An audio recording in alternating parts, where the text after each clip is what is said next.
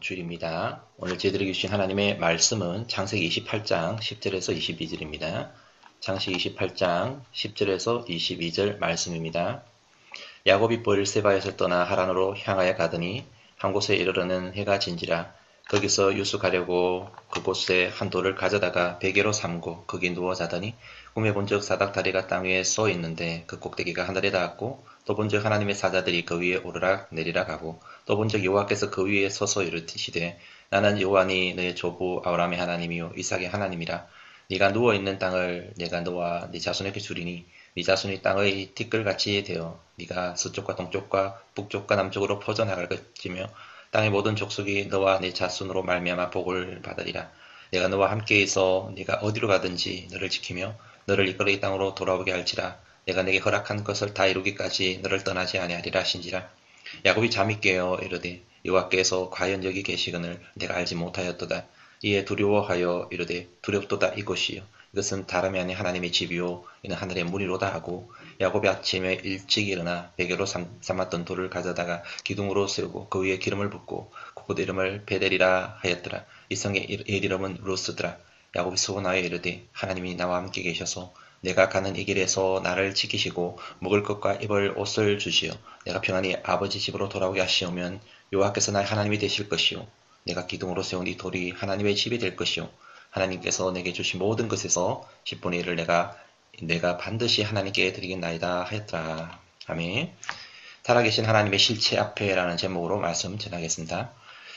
지난주에 우리는 형 에서와 동생 야곱의 결이 다른 그 열정을 우리가 한번 보았습니다. 상둥이지만은 형 에서와 동생 야곱이 서로 다른 길을 걸어갔음을 알 수 있죠. 에서는 밖에서 다니면서 세상적인 것에 열정적이었다면 하나님과 영적인 신분에 대해서는 좀 관심이 많이 없었습니다. 반면에 야곱은 집에 머물면서 세상적인 것보다 하나님과 영적인 신분에 관심이 많은 사람이었죠. 우리가 여러분 서로 성향이 다르라도 무슨 일을 하든지 그 중심이 하나님이 되어야 된다라는 것을 우리는 잊지 말아야 합니다. 영적인 일에 관심을 가져야 된다라는 것이죠. 먹든지 마시든지 무엇을 하든지 다 하나님의 영광을 위해 해야 되는 것입니다. 먹고 마시는 가운데 하나님을 멀리하고 떠난다면 그것은 결코 복이 아닌 것입니다. 에서는 먹고 마시는 그리고 성공하는 데 관심이 많았고 하나님에 대해서는 관심이 좀 없었습니다.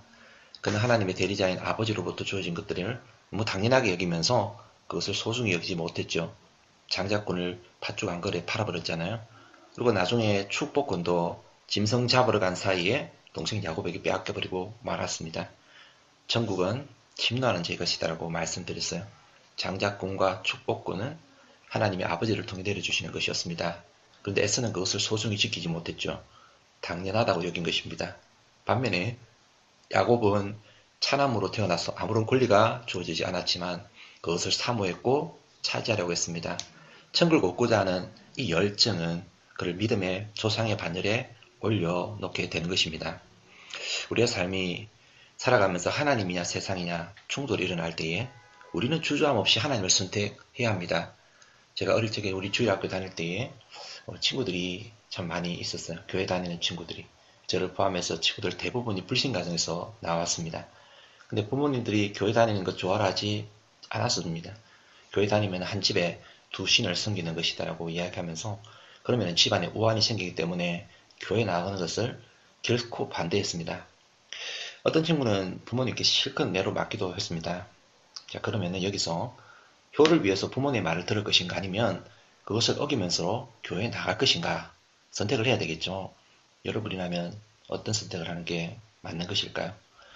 마귀는 이 모든 순간 부모님 말을 듣는 것이 효다라고 생각하게 만듭니다. 근데 그게 유혹에 넘어가면 안 되죠. 그 순간 부모님 말을 듣고 말씀을 듣는다 치고 만약 교회를 나가지 않고 믿음을 끊어버린다면 인생의 중요한 기회를 놓치고 마는 것입니다. 효는 하나님을 섬기지 않고 부모님을 말을 듣는 것, 그것이 효가 아닙니다. 하나님을 잘 섬기며 진심으로 부모의 영혼을 위해 기도하고 구원받도록 하는 것, 이게 진짜 효인 것입니다. 그 당시에 이 믿음을 선택하여서 핍박을 받으면서 교회를 다녔던 친구들은 지금 전부 교회에 중직이 되고 신앙생활을 잘하는 그런 사람들이 되었어요. 그리고 그 부모님들도 교회에 나가는 그런 놀라운 은혜가 있게 되었어요. 그런데 그때의 신앙을 버리고 주님을 떠나갔던 인생들은 지금까지 아직까지 예수님을 믿지 못하고 하나님께 돌아오지 못하고 있어요. 천국은 침노하는 자의 것이다 라는 겁니다. 불리하다고 해서 힘들다고 해서 포기하면 안 되는 것이죠. 우리는 어떤 순간에서건 하나님을 선택하는 은혜가 있기 바랍니다. 은혜를 사모하고 그것을 선택할 때 절대로 후회하지 않는 것이죠. 자, 그런데 야곱이 이런 천국을 침노했다고 했는데 방법적인 부분에 있어서 문제가 좀 있었다고 했잖아요. 이게 그런 선택 때문에 큰 위기를 만나게 되는데요. 에서가 야곱에게 영국부 자기 장자권과 축복권까지 빼앗기게 되자 급기야 야곱을 죽이려고 합니다. 그래서 결국에는 야곱이 가족들과 함께 살지를 못하고 외삼촌 있는 라반의 집으로 피신을 가게 되죠. 오늘은 야곱이 외삼촌 라반의 집으로 향할 때에 일어났던 일이 나오고 있습니다. 지금 가만히 생각해보면 야곱의 처지가 매우 안됐고 불쌍합니다. 부모와 친지, 고향을 등지고 자기 혼자서 남의 나라로 떠나가는 거. 여러분 한번 생각해 보세요. 얼마나 외롭고, 얼마나 두렵고 또 힘들까요? 내가 어쩌다 이런 신세가 되었을까 아마 한탄했을지도 모르겠습니다. 그런데 그런 인생에 힘들고 고통스럽고 외로운 그 순간조차 우리 하나님은 사용하셔서 그를 만나는 기회로 삼으셨습니다. 그러니까 하나님이 그를 찾아오셔서 만나 주셨다라는 거죠. 본문을 보게 되면 야곱이 외삼촌 집으로 가다가 베델이라는 곳으로 가서 그곳에서 이제 거리에서 돌베개를 두고 잠을 자고 있는데 꿈에 하나님이 그를 찾아오신 것입니다. 꿈속에 세 가지 장면이 펼쳐지는데요. 하나는 하늘 사닥다리가 하늘로부터 닿았고 그 위를 하나님의 천사가 오르락 내리락 하는 장면이었고요. 또 하나는 산 꼭대기에 그 꼭대기에 하나님이 나타나셔서 말씀하시는 장면이에요. 그리고 마지막으로 이 장면을 경험했던 야곱이 하나님께 서원을 하는 장면이 나옵니다. 자, 그러면은 베델에서 야곱에게 나타나시던 이 하나님을 통하여서 우리에게 주시는 교훈이 어떤 것이 있을까요? 먼저 첫 번째로 하나님은 우리 인생 가운데 항상 찾아오시는 분이시다라는 거죠. 야곱이 하나님을 만날 것이라고 기대를 전혀 하지 않았을 겁니다. 그저 부모를 떠나서 타향으로 가는 힘들고 지쳐있는 그런 자의 모습이죠. 그런데 베델이라는 곳에 잠을 자고 있는데 하나님이 일방적으로 그를 찾아오신 것입니다. 여러분 기독교는 어떤 종교입니까? 인간이 하나님께 찾아가는 종교가 아니라 하나님이 우리를 찾아오는 종교입니다. 근데 타 종교는 그렇지 않습니다. 타 종교는 전부 인간이 만들었기 때문에 인간이 신을 찾아가는 종교인 것입니다. 반면에 기독교는요, 스스로 존재하신 창조주 하나님이 계신 것, 그 창조주 하나님이 우리에게 당신을 보여주셔서 우리에게 찾아오시는 것입니다. 그래서 기독교는 엄밀한 의미에서 종교라고 말할 수가 없고요. 신앙이라고 말하는 것입니다. 원래부터 있었기 때문에 그래요. 하지만 종교는 인간이 만들었기 때문에 종교라고 말할 수 있는 거죠. 그 신앙은 하나님으로부터 생긴 것이고 우리가 그분을 찾아가는 것입니다. 성경은 뭐라고 말하고 있습니까? 창세기부터 요한계시록까지 모든 이야기가 하나님이 존재했고 하나님이 우리 인간 가운데 찾아오셨다라는 이야기인 것입니다. 우리가 구원 얻는 모든 과정도 마찬가지입니다. 이 모든 것이 하나님의 일이라는 것을 알 수 있습니다. 내가 노력한 것 단 1도 없습니다. 하나님께서 죄로 인해 심판받아 죽을 수밖에 없는 우리를 위해 독생자 예수님을 우리를 위해 보내주셨습니다. 그리고 그 구원자이신 예수님을 우리의 마음에 영접하기만 하면 구원을 받을 수 있게 만들어 주셨어요. 우리가 할 수 있는 일, 그분을 영접하는 것밖에 없어요. 아무것도 없어요. 요한복음 3장 16절을 보니까 하나님이 세상을 이처럼 사랑하사 독생자를 주셨으니 이는 저를 믿는 자마다 멸망치 않고 영생을 얻게 하려 하심이라. 하나님이 우리를 사랑하셔서 독생자를 보내주셨다는 거예요. 그리고 그분을 믿기만 하면은 영생을 얻는다는 거죠. 그래서 요한복음 1장 12절에 보니까 영접하는 자 곧 그 이름을 믿는 자들에게는 하나님의 자녀가 되는 권세를 주셨으니 영접하기만 하면 하나님이 우리를 자녀 삼아 주시겠다는 거예요. 에베소서 2장 8절 말씀에도 너희는 그 은혜에 의하여 믿음으로 말미암아 구원을 얻었으니 이것이 너희에게서 난 것이 아니요 하나님의 선물이라. 하나님이 주신 선물을 받아들이기만 하면 구원을 받을 수 있다는 거죠. 오늘 야곱을 향해서도 마찬가지인 거죠. 야곱의 인생 가운데 하나님이 찾아와 주셨습니다. 그리고 그 하나님을 야곱은 베델에서 만난 것입니다. 자, 본문을 한번 보시면은 12절에 꿈에 본 적 사닥다리가 땅 위에 서 있는데 그 꼭대기가 하늘에 닿았고 또 본 적 하나님의 사자들이 그 위에서 오르락 내리락 하고 또 본 적 여호와께서 그 위에 서서 이르시되 야곱이 꿈속에서 보았는데 천사들이 하늘 위를 오르락 내리락 하는 장면이었던 것이죠. 여러분 천사들이 하늘 위를 오르락 내리락 한다는 것은 뭘 나타내는 것일까요? 느닷없이 꿈에 천사가 나타나서 오르락 내리락 하는 것은 이것은 하나님이 살아계시다는 것을 증거하고 있는 장면인 것입니다. 지금도 하나님은 살아서 역사하고 있는 것이죠. 우리가 공장에 사람이 아무도 없으면 인기척이 없잖아요. 아주 삭막하죠. 근데 상반 일할 때는 사람들이 왔다 갔다 하지 않습니까? 그게 일한다는 증거 아닙니까? 천사는 원래 하나님 부리시는 영이거든요. 이들이 하늘 위를 오르락 내리락 한다는 것은 하나님이 지금도 하나님이 일하고 계시고 천사들이 그 뜻을 수행하기 위해서 부지런히 움직이고 있다는 것을 말하고 있다는 것이죠. 이 말씀처럼 하나님은 지금도 살아계셔서 택하신 백성을 찾으시고 그를 만나주시고 그렇게 역사하고 계시는 것입니다. 믿으시길 축복합니다. 지금도 이 천사는 우리를 향해 하나님의 뜻을 수행하기 위해 부지런히 움직이고 있는 거예요. 우리의 영안이 열리면은 하나님이 나를 통해 하나님 우리 자녀를 통해 일하시는 것들을 볼 수 있게 되는 것입니다. 여러분 방금 우리가 읽은 이 구절 중에 본적이라는 이 단어가 3번이나 연거푸 나온 것을 볼 수가 있어요. 야곱이 그 장면을 목격했다는 것입니다. 이것은 그냥 지어낸 이야기가 아니라 실제적인 사실이라는 거죠. 실제로 일어난 일이라는 거죠. 천사가 일하고 있는 장면을 보았습니다.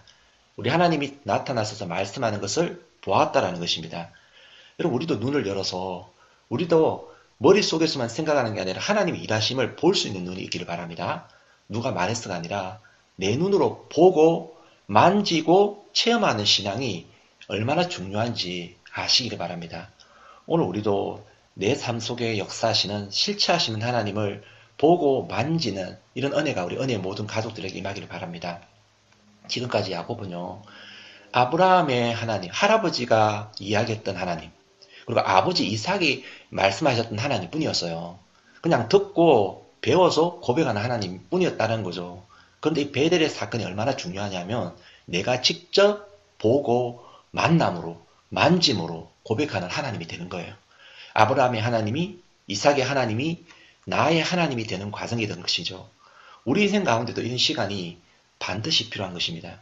모태신앙으로 태어난 사람, 그리고 또 누군가의 친구의 전도에 들어서 교회 나온 친구들. 그래서 어쨌든 교회 나와서 지금 하나님을 옆에서 섬기고 있잖아요. 근데 어느 순간 부모님이 말씀하는 하나님이 나의 하나님이 되어야 되는 거예요. 친구가 이야기했던 하나님이 나의 하나님이 되어야 되는 거예요. 목사님이 말하는 하나님이 나의 하나님으로 경험되어지는 은혜가 있어야 된다는 거죠. 저도 교회를 다니면서 열심히 다니면서 어느 순간에 아마 중학교 3학년 된 것 같아요. 그때 전도사님이 말씀한 하나님이 내 하나님이고 나의 하나님으로 여겨지고 믿겨지는 은혜가 있었어요. 그래서 그때부터는 누가 뭐라고 말을 하지 않아도 교회 나가서 말을 하지 않아도 내가 교회 나가고 싶고 예배 참석을 말하지 않아도 내가 예배 참석하고 싶고 전도하라고 말하지 않아도 전도하고 싶은 마음이 드는 거예요. 왜냐하면 내가 하나님을 내 손으로 만났기 때문이에요. 내가 눈으로 보았기 때문이에요. 우리가 이런 찬양 있잖아요. 왕이신 나의 하나님 내가 주를 높이고 영원히 주의 이름을 송축하리이다. 여기서 이 시는 이 찬송하는 분은 어떤 고백을 합니까? 하나님이 나의 하나님이라는 거예요. 내가 주님을 높이겠다는 거예요. 내가 주님의 이름을 영원히 성취하겠다는 거예요. 아브라함의 하나님이 이삭의 하나님이 되셨고 이삭의 하나님이 야곱의 하나님이 되시고 그 야곱의 하나님이 곧 나의 하나님이시다는 거죠. 믿음의 자녀는 주님과 이런 개인적인 만남이 있는 것입니다. 그리고 이 만남이 그냥 일회성으로 그냥 단타로 끝나고 마는 게 아니라 죽는 순간까지 계속해서 경험되어지는 하나님으로 믿고 섬기는 것입니다. 여러분 우리가 중국말로 가는 길 편히 가세요라고 할 때 이루빙안이라고 인사하잖아요. 여러분 참된 평안이 무엇입니까? 이루빙안. 여러분 참된 평안은 야곱이 바단 하란으로 가면서 하나님을 만났듯이 하나님을 만나는 인생이 참된 평안을 누리는 인생인 것입니다. 이런 은혜가 우리 가운데 나타나기 바랍니다. 그리고 이처럼 주님을 실제로 만난 인생은요, 다른 사람에게도 내가 만난 주님을 증거하게 된다라는 거죠. 야곱이 하란에서 아내 라헬과 레아를 만나서 결혼하잖아요. 만났을 때 무슨 이야기 했을까요? 내가 오다가 하나님을 만났어. 아브라함의 하나님, 우리 할아버지 하나님, 야곱의 하나님, 하나님을 내가 만났어. 우리 외삼촌 라반이 만난 하나님을 내가 만난 거야. 그리고 그 이야기를 태어난 12아들에게도 간증하며 이야기해 줬겠죠. 남에게 들어서 전하는 하나님이 아니라 내가 실제로 경험해서 전하는 하나님이 얼마나 뜨끈뜨끈하고 얼마나 감동이 컸을까요? 우리 은혜교회 모든 가족분들은 모두 하나님을 실제로 경험하고 간증하는 그런 복된 은혜가 있기를 축복합니다. 그리고 두 번째는요, 하나님이 우리를 찾아오실 때에 언제나 언약을 주셨다는 것을 알 수가 있는 것입니다. 그러니까 다른 말로 하면 뜻이 없는 부르심은 없다라는 것입니다. 13절 이하에 보실게요. 또 본즉 여호와께서 그 위에 서서 이르시되 나는 여호와니 너의 조부 아브라함의 하나님이요 이삭의 하나님이라. 네가 누워 있는 땅을 내가 너와 네 자손에게 주리니 네 자손이 땅의 티끌같이 되어 네가 서쪽과 동쪽과 북쪽과 남쪽으로 퍼져갈지며 땅의 모든 족속이 너와 네 자손으로 말미암아 복을 받으리라. 내가 너와 함께해서 네가 어디로 가든지 너를 지키며 너를 이끌어 이 땅으로 돌아오게 할지라. 내가 내게 허락한 것을 다 이루기까지 너를 떠나지 아니하리라 하신지라. 하나님은 에서가 아닌 야곱을 택하셨습니다. 야곱이 잘나서 택한 게 아니라 거저 하나님이 은혜를 베푸셔서 그를 선택하신 거예요. 근데 하나님이 그 사람을 선택함에 있어서는 그냥 선택하는 것이 아니라 하나님의 뜻과 계획이 거기에 반드시 있다라는 것입니다. 그렇기 때문에 그를 부르실 때에 하나님의 약속을 명확하게 하셨어요. 아브라함을 부르실 때도 그랬고 이삭을 부르실 때도 그랬어요. 하나님이 주신 이 언약이 야곱을 통해서도 똑같은 약속, 그런 비슷한 약속을 주셨습니다. 오늘 보니까 이 약속이 네 가지로 요약할 수 있어요. 첫 번째가 내가 지금 배계하고 있는 그 땅, 네가 지금 있는 그 땅을 너와 네 자손에게 줄 것이다. 그리고 네 자손을 땅을 티끌같이 되게 만들 것이며 그들이 동서남북으로 퍼져나가게 될 것이다. 그리고 그들이 모든 머문 그곳에서 그 너와 네 자손으로 말미암아서 그들 열방들이 조속들이 복을 받게 될 것이다. 그리고 마지막 네 번째는 네가 어디를 가든지 내가 함께 할 것이며 이 땅에 돌아올 때까지 내가 너를 떠나지 않을 것이다. 여러분 이 약속을 잘 곰곰이 묵상하시고 여러분 한번 생각해 보십시오. 그리고 여러분에게 적으시켜 보십시오. 이게 얼마나 놀라운 약속인지, 멋진 약속인지, 이게 얼마나 큰 은혜인지 모릅니다. 얼마나 큰 축복인지 모릅니다. 이게 저는 야곱에게만 주신 약속이 아니에요. 아브라함에게도 하셨고 이삭에게도 하셨다고, 그리고 야곱에게도 하셨다면 우리에게도 동일하게 하신 약속인 것입니다. 갈라디아서 3장 9절을 보니까 그러므로 믿음으로 말미암은 자는 믿음 있는 아브라함과 함께 복을 받느니라. 아멘. 아브라함의 후손이 동일한 약속을 받는 자다라는 것을 말해주고 있는 거죠. 사랑하는 우리 은혜교회 모든 성도 여러분, 그리고 청소년, 우리 청년 여러분, 이 말씀을 들으면 우리가 가슴이 흥분이 되어야 됩니다. 뜨거워져야 됩니다. 여러분이 직장을 다니든 공부를 하든 여러분 몸은 그 땅을 하나님이 여러분이 주시겠다라고 선언하고 계십니다. 그리고 여러분이 전도된 그 한 영혼이, 이 영혼이 나중에 둘이 되고 둘이 네 명이 되면서 땅의 티끌같이 퍼져나갈 것이다라고 말씀합니다. 그리고 퍼져나간 그들을 통해서 그 땅이 복을 받을 것이다라고 말씀하고 있습니다. 진정한 복은 바로 하나님을 믿는 복인 것입니다. 그리고 하나님께서 이 일을 이룰 때까지 쉬지 않을 것이다. 끝까지 함께 해주실 것이다. 약속하는 것이죠. 이게 여러분 예수님의 비전 아닙니까? 하나님의 비전 아닙니까? 제가 학교 다닐 때에 정오 찬양단이라는 선교단체에 있었거든요. 이 점심 12시부터 오후 1시까지 점심도 먹지 않고 찬양하고 기도하면서 하나님께 예배하는 선교단체였어요. 그 소중한 시간을 매일 하나님께 드리는 게 그게 얼마나 귀합니까?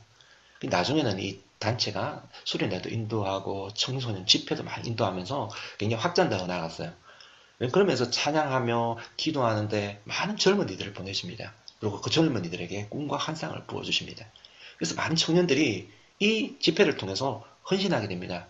직장에서 직장 선교사가 되고 나중에는 목사가 되기도 하고 사모가 되기도 하고 온 땅을 다니면서 복음 전하는 선교사가 되기도 하고, 저도 그 가운데 한 사람입니다. 이런 은혜를 하나님 우리에게 주시는 거예요. 우리를 부르시면은 결코 우연이 없고 아무 목적이 없는 것이 아니에요.